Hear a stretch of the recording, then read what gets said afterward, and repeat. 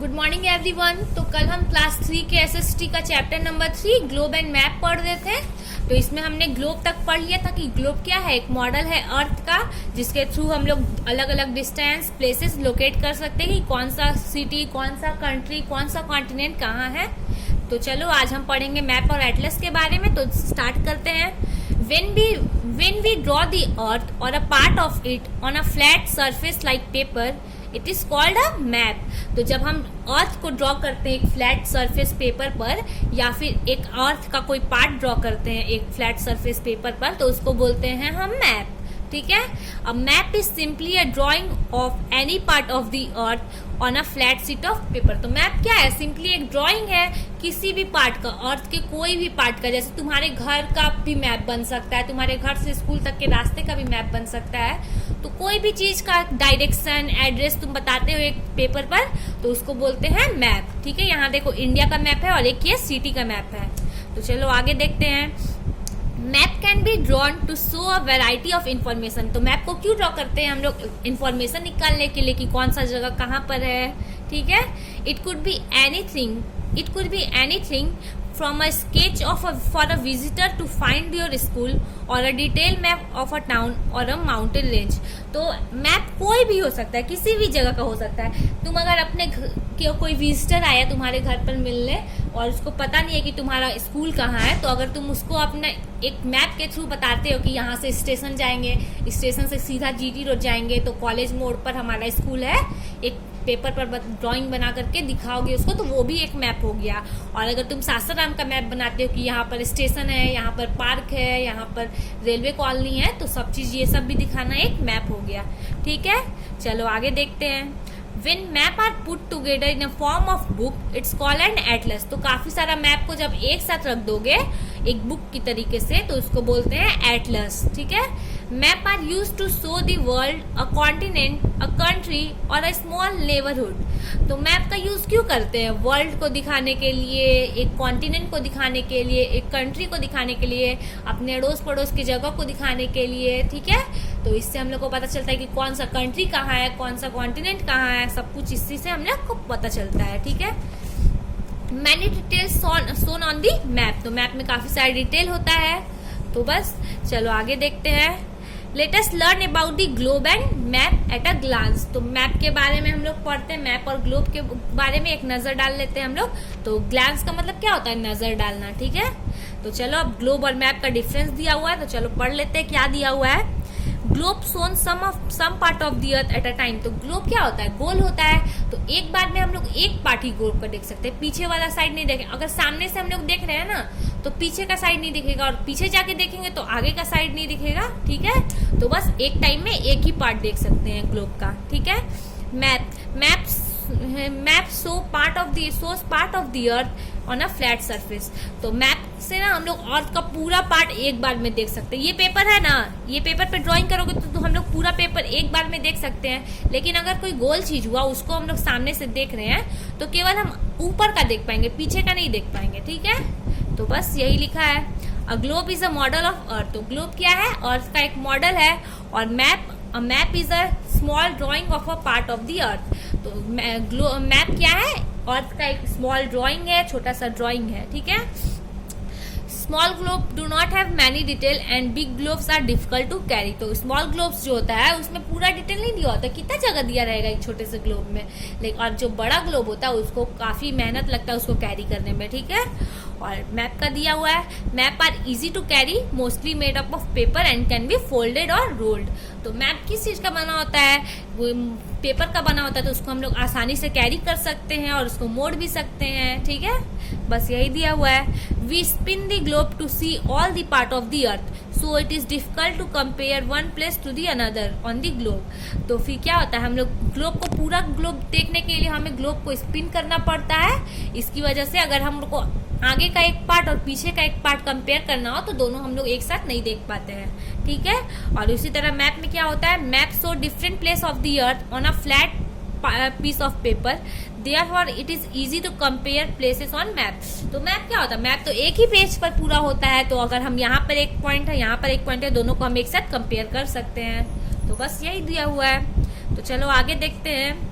Latus explorer दिया, इसमें क्या करना है हमें, draw map to show the route from your house to your school, show the important building that you passes through on your way. तो तुमको क्या बनाना है, एक मैप बनाना है अपने घर से अपने स्कूल तक का रास्ता का। तो मैं बता देती हूँ कि स्टेशन से कहाँ तक का बनाओगे। स्टेशन से जब तुम राइट जाओगे तो तुम्हारे सबसे पहले आएगा क्या, बौलिया रोड आएगा, फिर उसके बाद न्यू एरिया आएगा, उसके बाद रोहित इंटरनेशनल का बिल्डिंग यहाँ बना देना, और उसके बाद जब आगे जाओगे तो फिर यहाँ पर एसपी जैन कॉलेज गेट आएगा, और यहाँ पर सबसे पहले हम लोग का स्कूल। ठीक है, चलो अब आगे देखते हैं। ओशियन और कॉन्टिनेंट, ओशियन और कॉन्टिनेंट के बारे में अब हमें पढ़ना है, तो इसमें देख लेते हैं क्या क्या दिया हुआ है। सबसे पहले बता देती हूँ, ओशियन क्या होता है, महासागर को बोलते हैं ओशियन। ठीक है, और कॉन्टिनेंट को क्या होता है, काफी सारा जब कंट्री एक मिल करके बनाता है कॉन्टिनेंट। ठीक है, तो चलो देखते हैं। Look at the map of the world, तो जब तुम मैप देखोगे वर्ल्ड का मैप, तो most part of the earth was covered with water and the remaining part with the land masses. तो उसमें अर्थ का काफी सारा पार्ट जो होता है वो ना पानी से घिरा होता है, और बाकी सब जो है वो लैंड मास होता है, लैंड होता है। ठीक है, तो अ ग्लोब और a map show the same feature of the अर्थ। तो जो ग्लोब और अर्थ है, जो ग्लोब और मैप है, दोनों ही सेम फीचर शो करता है अर्थ का। ठीक है, ये देखो यहाँ है ग्लोब, तो ये जो ब्लू पार्ट है वो सब पानी है। ठीक है, और ये जो ग्रीन है, ब्राउन है, वो सब क्या है, लैंड मासेस है। ठीक है, तो अब देखते हैं आगे। On the map we can see on the map we can see that the large land mass are colored in green and brown। तो हम लोग मैप पे देख सकते हैं कि जो लार्ज लैंड मास है ये सब, वो सब ग्रीन और ब्राउन पेंटेड है। ठीक है, These large land masses are called continent। तो ये सब जो है वो है कहलाता है कॉन्टिनेंट। द अर्थ है 7 कॉन्टिनेंट। तो अर्थ के पास क्या है, 7 कॉन्टिनेंट है। ठीक है, और उसमें क्या है, north America, south America, Europe, Africa, Asia, Australia, Antarctica. समझ में आया, ये 7 कॉन्टिनेंट है हमारे। तो कौन कौन सा कॉन्टिनेंट हुआ, north America, south America, Europe, Africa, Asia, Australia और अंटार्कटिका। तो चलो इसको जल्दी से अंडरलाइन कर लो तुम लोग, क्योंकि ये बहुत ही इंपॉर्टेंट है, सबको याद भी करना होगा। ठीक है, तो इन सबका नाम तुम याद कर लेना। चलो आगे देखते हैं। This continent have many countries. तो ये सारे कॉन्टिनेंट किससे बने हैं, काफी सारा कंट्री मिला करके बनता है। ठीक है, Asia is the largest continent. Asia जो है वो सबसे बड़ा कॉन्टिनेंट है, और Australia is the smallest continent. तो ऑस्ट्रेलिया जो है वो सबसे छोटा कॉन्टिनेंट है, और एशिया जो हमारा है वो सबसे बड़ा कॉन्टिनेंट है। ठीक है, इसको भी अंडरलाइन कर लो। Australia is also a country. तो ऑस्ट्रेलिया जो है वो इकलौता ऐसा कॉन्टिनेंट है जो कंट्री भी है। ठीक है, तो इसको भी याद करना होगा तुम्हें। India is lies in the continent of Asia. तो इंडिया जो है एशिया में लाई करता है। ठीक है, अब इसको फिर से बता देती हूँ। 7 कॉन्टिनेंट है, north America, south America, Europe, Africa, Asia, Australia और अंटार्कटिका। ठीक है, north America, south America, Europe, Africa, Asia, Australia और अंटार्कटिका। ठीक है, ये सारे कॉन्टिनेंट जो हैं वो कंट्री से मिल करके बने हैं। एशिया सबसे बड़ा कॉन्टिनेंट है, ऑस्ट्रेलिया सबसे छोटा। एशिया सबसे बड़ा कॉन्टिनेंट है, ऑस्ट्रेलिया सबसे छोटा। और Australia is also country. Australia एक कंट्री भी है। ठीक है, और इंडिया कौन से कॉन्टिनेंट में आता है, एशिया में सबसे बड़े कॉन्टिनेंट में आता है हमारा इंडिया। चलो आगे देखते हैं। On the map we can see that the large water bodies are marked as blue। तो हम जब मैप पे देखते हैं तो लार्ज वाटर बॉडीज जो होता है अर्थ पे वो ब्लू मार्क होता है। ठीक है, this water is in the form of ocean. तो ocean, sea, river, lake and ground water.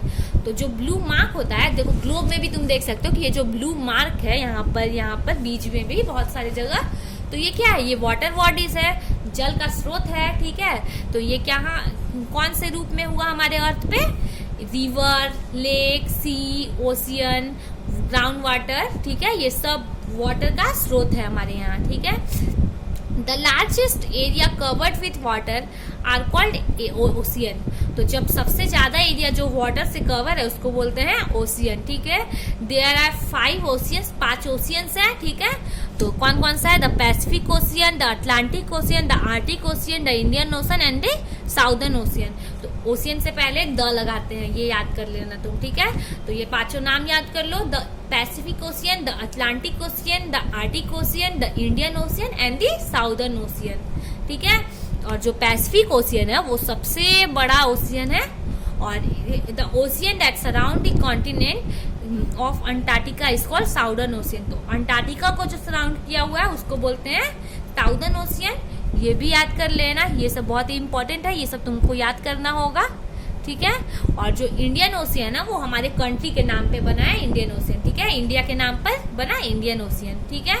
चलो अब मैं इसको फिर से समझा देती हूँ। जो सबसे ज्यादा वाटर बॉडीज होता है ग्लोब पे, मैप पे, जो ब्लू कलर का दिखता है एकदम बड़ा सा, तो वो होता है ओशियन, ठीक है।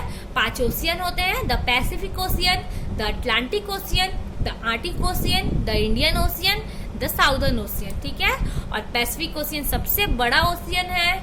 The ocean that surround the continent of Antarctica is called southern ocean. तो जो कॉन्टिनेंट अंटार्कटिका कॉन्टिनेंट को सराउंड किया हुआ है वो है साउदर्न ओशियन। अंटार्कटिका क्या है? कॉन्टिनेंट है, ठीक है।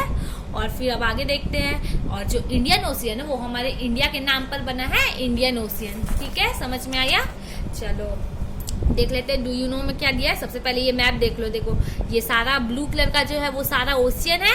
ये बड़ा बड़ा जो है ग्रीन ब्राउन कलरफुल वो है क्या है? कॉन्टिनेंट, ठीक है। समझ में आया? और हमारा इंडिया कहाँ है? यहाँ पर हमारा इंडिया है, ठीक है।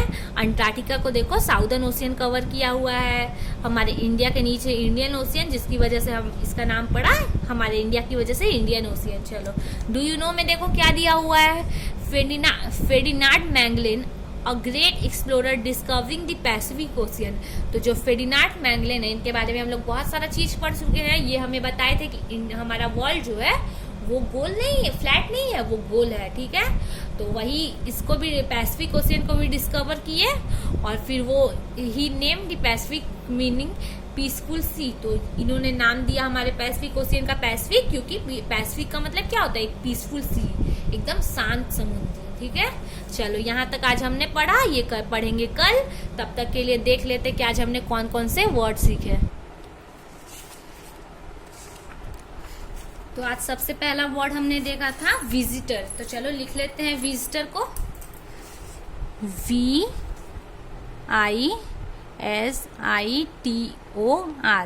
विजिटर का मतलब क्या होता है? जो पर्यटक होते हैं, जो हम लोग के यहाँ घूमने आते हैं, उनको बोलते हैं विजिटर, पर्यटक। नेक्स्ट हमने पढ़ा था, क्या पढ़ा था? नेबरहुड। लिख लेते हैं NEIGHBOURHOOD,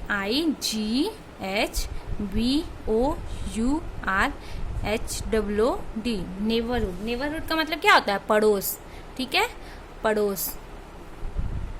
तो हम लोग ग्लोब के थ्रू क्या देखते हैं? अड़ोस पड़ोस के कंट्री को, स्टेट को, सबको देख सकते हैं, उसका डिटेल निकाल सकते हैं, ठीक है। नेक्स्ट हमने पढ़ा था ग्लांस। तो ग्लांस का मतलब क्या होता है? नजर डालना, मैंने बताया था, GLANCE। तो ग्लांस का मतलब क्या होता है? नजर डालना। चलो अब आगे देखते हैं। आगे हमने पढ़ा था लैंडमास, LANDMASS। लैंडमास का मतलब क्या होता है? हाँ, लैंडमास का मतलब जमीन का कोई बड़ा टुकड़ा को बोलते हैं लैंडमास, ठीक है। जमीन का एक बड़ा टुकड़ा,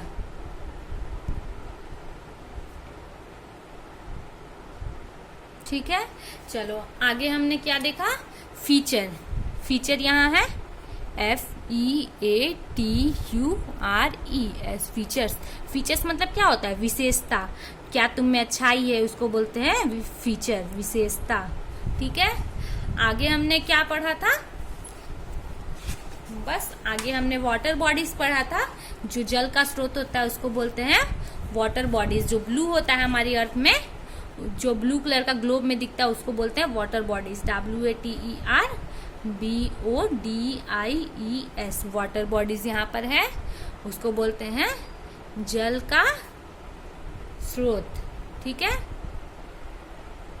चलो अब तुम जल्दी से ये सारे वर्ड्स लिख लो, आज हमने जो वर्ड्स सीखे। और फिर आगे हम पढ़ेंगे कल क्या? कल हम पढ़ेंगे finding direction on the map, ठीक है।